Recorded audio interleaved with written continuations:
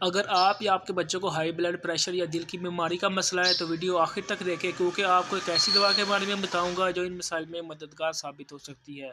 یہ دوا عام طور پر ہائی بلڈ پریشر کو کنٹرول کرنے میں مدد دیتی ہے، دل تک خون کی روانی بہتر بنانے میں مددگار ہے، سینے کے درد میں آرام دینے کے لیے استعمال ہوتی ہے، دل کے امراض کے خطرات کو کم کرنے میں مدد دیتی ہے۔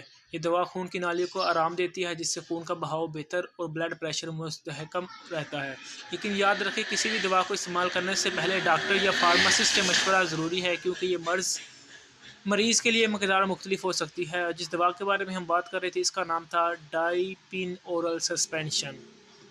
یہ عام کسی بھی میڈیکل سٹور یا فارمیسی سے ایزیلی مل جائے گی، اور یہ عام طور پر انتہائی مناسب قیمت تقریباً 95 روپیز میں آ جائے گی۔